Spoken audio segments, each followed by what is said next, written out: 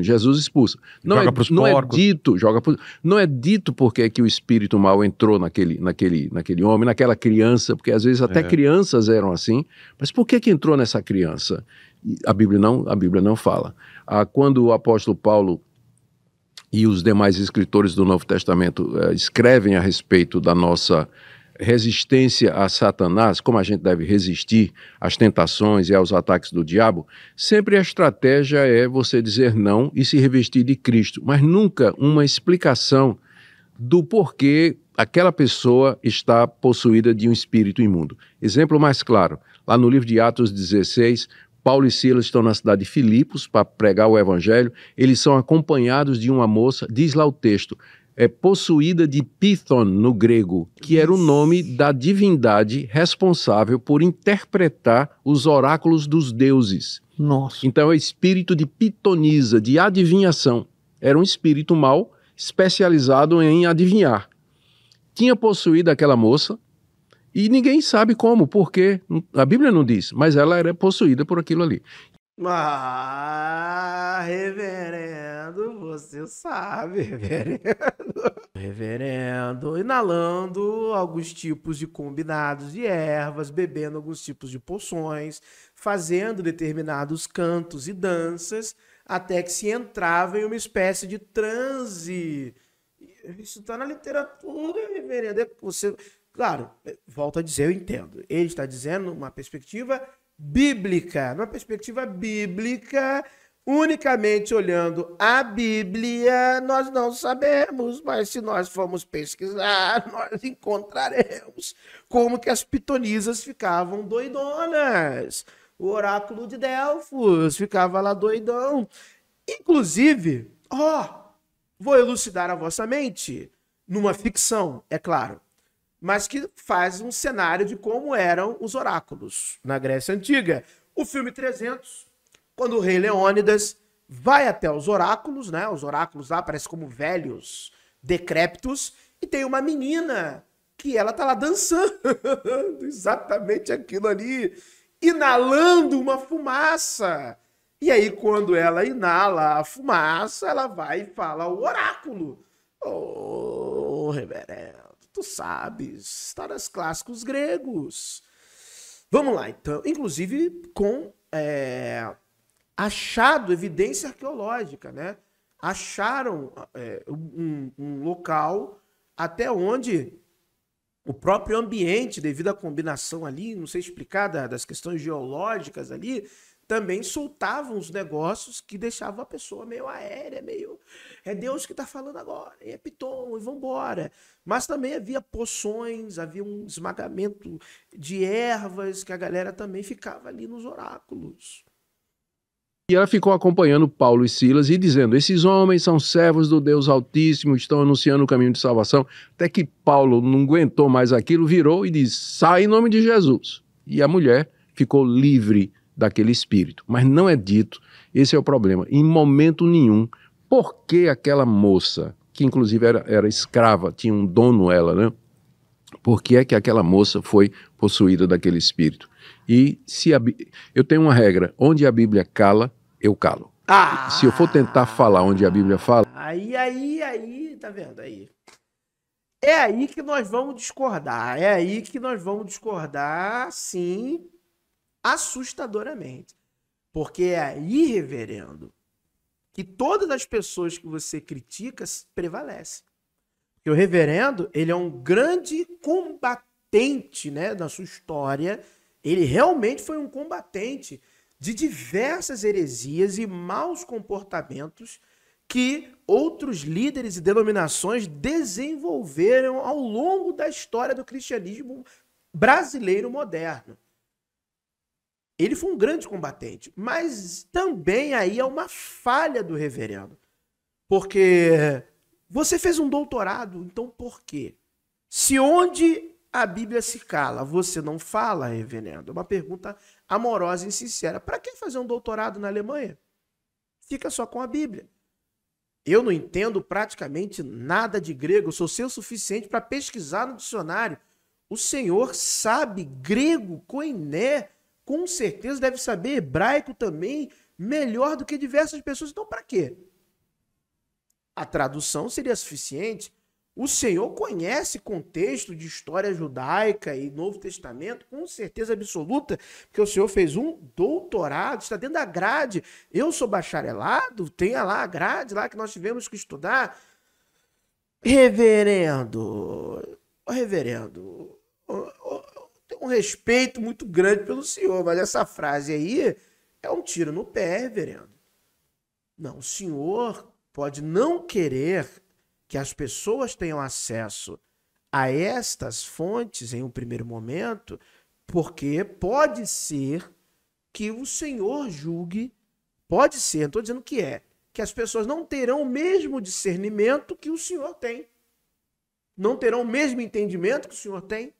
Não terão a mesma maturidade que o senhor tem. E possam corromper a fé. É um argumento dentro da religião válido. Tudo bem, se o senhor dentro da religião quer ter esse argumento, beleza. Agora, essa daí que o senhor jogou, não pegou bem, não. Eu posso acabar dizendo alguma coisa que não tem fundamento. Eu posso dar o que os americanos chamam de um educated guess. Quer dizer, uma adivinhação educada, né? Ou bem informada, né? Posso tentar fazer isso, mas sempre reconhecendo que eu não tenho fundamento bíblico para dizer o que eu estou dizendo.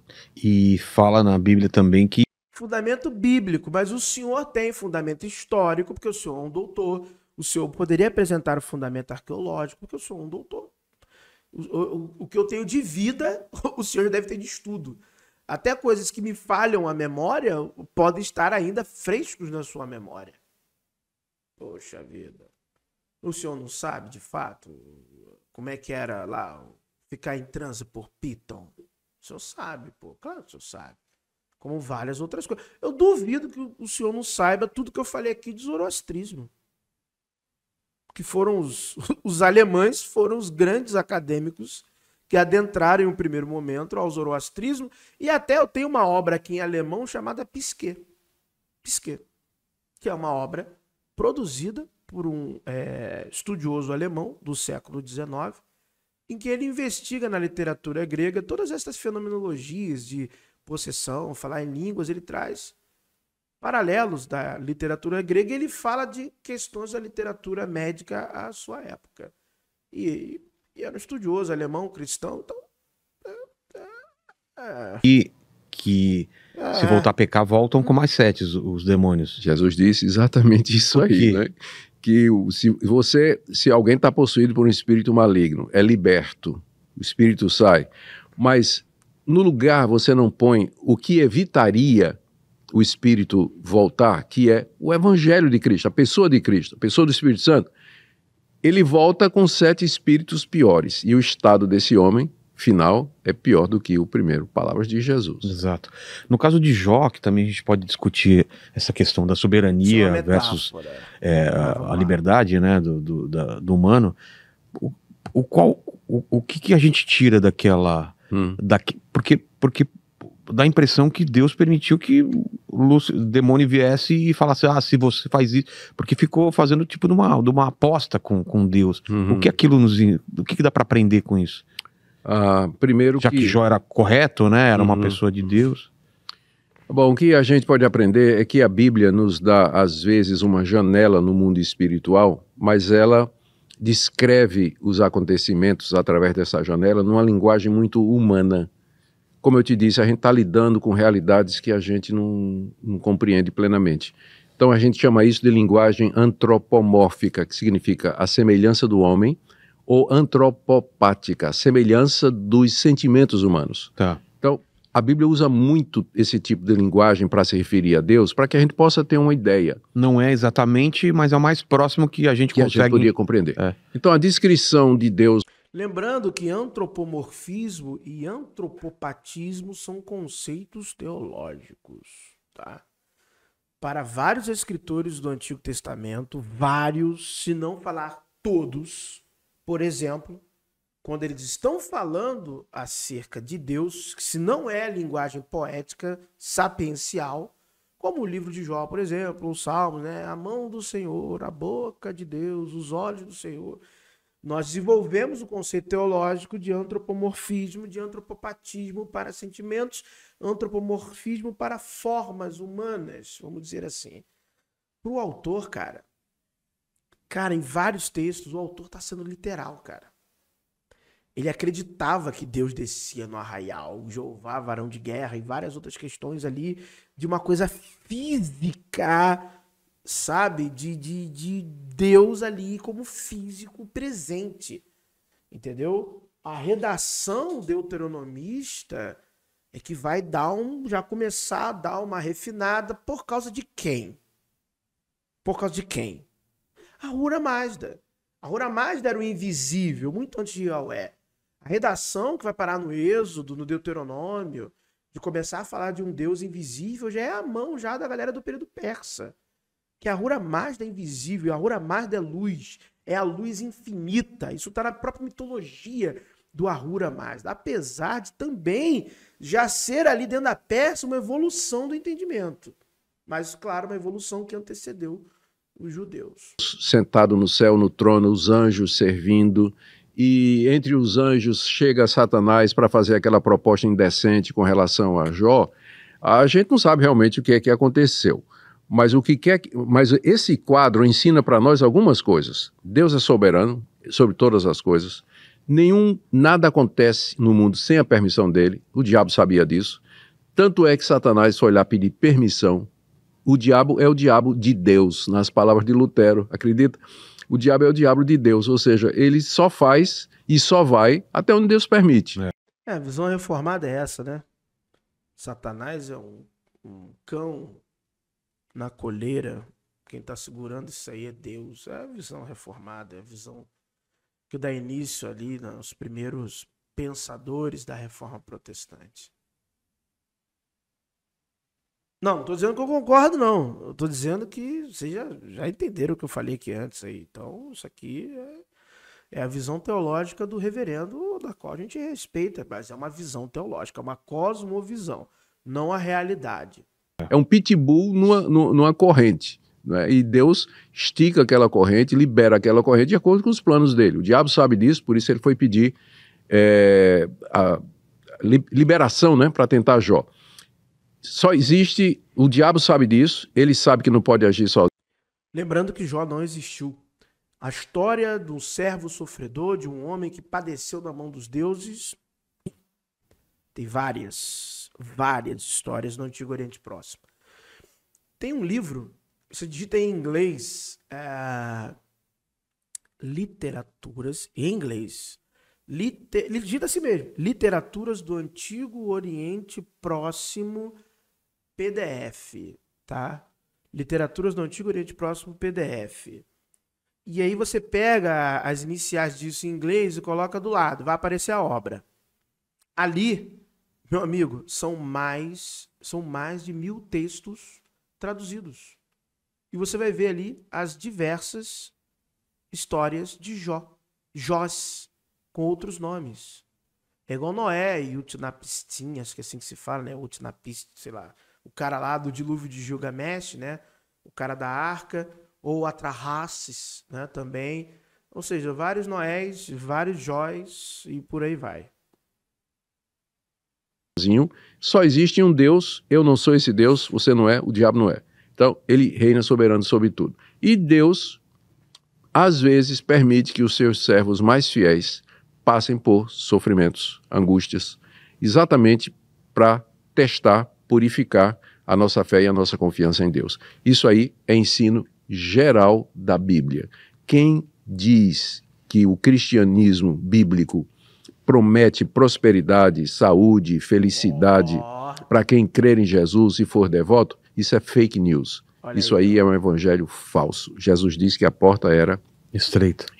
Olha aí, ó, batendo forte aí, ó, batendo forte na teologia da prosperidade. O problema é que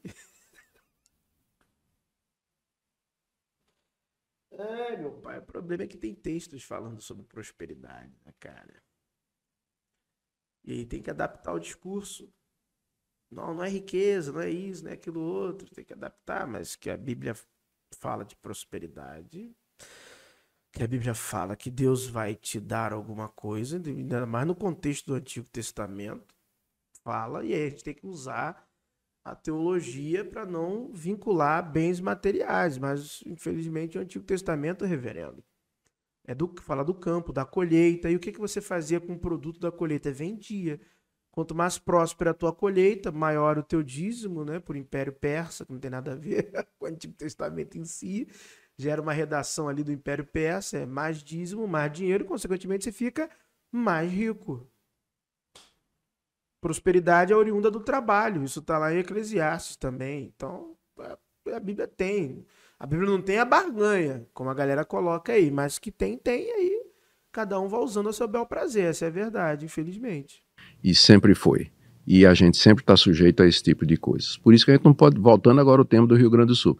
Muitos cristãos fiéis lá do Rio Grande do Sul, eu conheço igrejas lá, conheço pastores, gente crente fiel lá, perdeu tudo.